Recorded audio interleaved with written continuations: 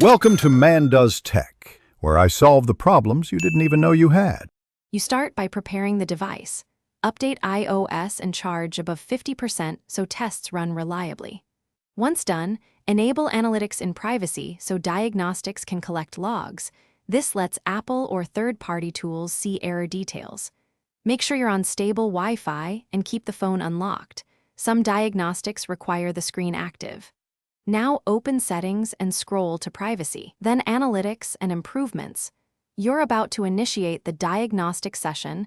Now you run the actual tests using built-in tools or the Apple Support app. First, check analytics data for crash logs. These show app and kernel failures with timestamps.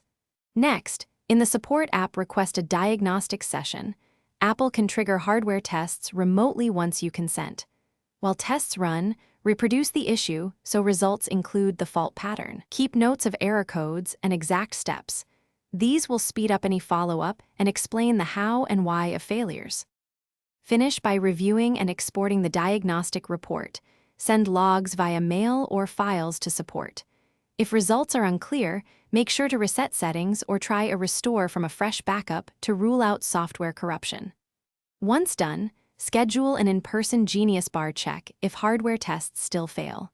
If problems persist, a critical troubleshooting tip. Retry tests in safe mode or after a clean backup restore to isolate third-party app interference versus hardware faults. Thanks for watching. If you found this helpful, don't forget to like and subscribe.